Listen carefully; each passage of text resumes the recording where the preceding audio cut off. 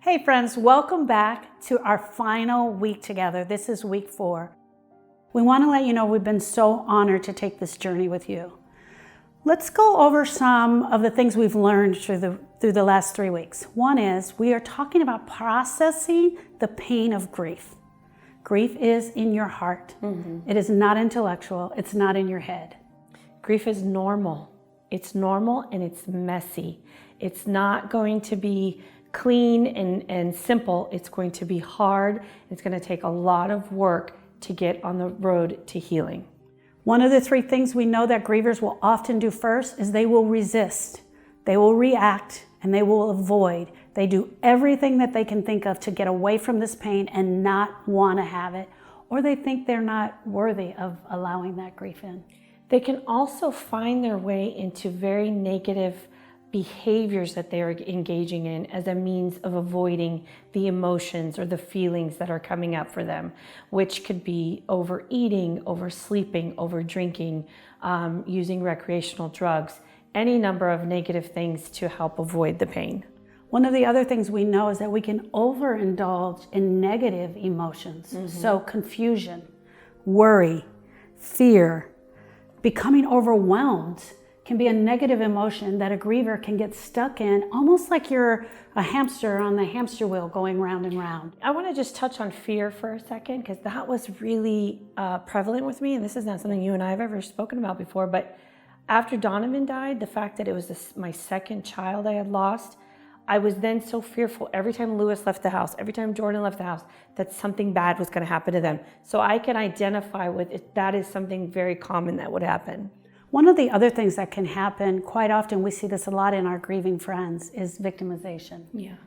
And it just breaks my heart. They literally become the victim of their pain and their loss, or sometimes what has happened to them. Yeah. And it stops them from moving on because they get stuck in the story. And that's the thing, when something so terrible and so tragic has happened to you, it's very easy to get stuck in a story, because by talking about it, at least you're giving a little bit of energy to it, but you're not bringing it full circle and really having those feelings that come along with it. Right. And the other thing that happens with victimization is that, and you and I have talked about this quite often, it can be overwhelming, the amount of tension that you receive after a loss. The amount of tension. I know for a fact, I experienced it with Donovan and with Austin.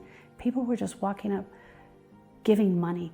They didn't know what to do. They wanted to fix Erica and Lewis. They wanted to take the pain away, when in actuality, there was nothing you could do. People were bringing over food, which is quite common and okay after a loss. But tons of soda, water was showing up, money was showing up. Giving money to Donovan, like cash to Donovan, because they didn't want him to feel the pain, giving him gifts. Well, when that happens over and over again, it is very easy, especially for a child or even an adult, to get into a victimization. Or an expectation. They feel like every time something bad happens, they should be receiving things, and that's not the case. Grief is something we have to go through. We cannot go around it. And we know for a fact the number one way of processing our grief is to acknowledge that we are grieving. We need to acknowledge that we are grieving and that our heart is broken. Now, what comes along with that acknowledgement is not textbook. Sometimes, because grief is unique and individual, we all feel different things throughout our process, but we don't have the right words to connect with the emotion that we're feeling. And that's why in this journal, we have placed a page with just feeling words. So if you don't have the right word, look at the list. Allow yourself to sit in the moment and look at that list and see what comes up for you. Because we don't talk in feeling words very often. So we don't really know how to identify what it is we're really going through. Absolutely, 100%. The other part of processing grief is choosing to feel the pain, choosing to feel the negative emotion that comes along with the pain, and sitting in it just for a few moments. We talked last week about how we live in a 50-50 world, 50% positive and 50% negative. And if we're not willing to go there and allow those negative emotions that quite often come up with grief, we can get stuck. the other thing I want to share is sometimes the emotion is actually positive or a feel-good emotion, and you can be grieving. Right. For example, it could be the holiday season, and you could have just put your tree up, and you get this feeling of, oh my gosh, my tree is so beautiful. And then the next thing that happens is, I shouldn't be feeling this joy. Right. Because I've lost my child. Right. And that grief is not always bad. No. There are moments that can be enjoyable, especially our experience after both the losses with Austin and Donovan. Our family came together in such a way that even today has brought us so much closer. Right. So that is something enjoyable. It's not always 100% dark and disgusting. So for week 4, we want to show you exactly how to feel these emotions. Number 1, you want to put your hand over your heart.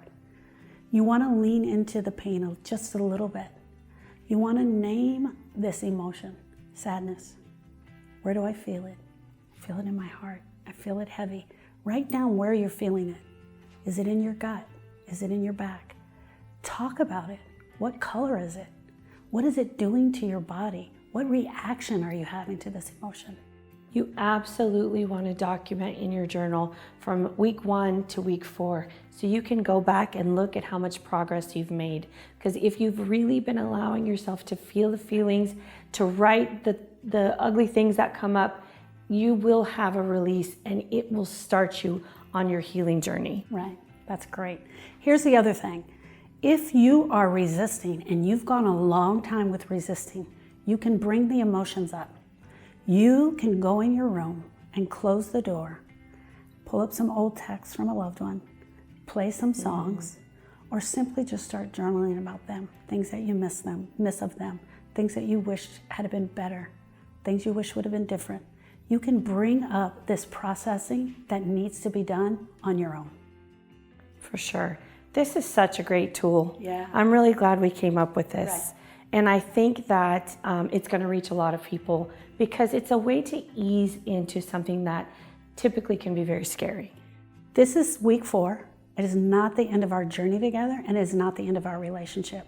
We are available to you at any time. You can find us at healingstartswiththeheart.com. We've been sending you all of these amazing emails that you've been getting from us. We're on Facebook, we're on Instagram. We were grievers first. We took this journey and we do this now because we know what it felt like. This is absolutely inspired by our own personal experience. So if you have any doubts, please know that we wouldn't be here doing what we're doing right now, the way we're doing it, if we had not really done this work for ourselves. We love you, friends. Goodbye. Goodbye, friends.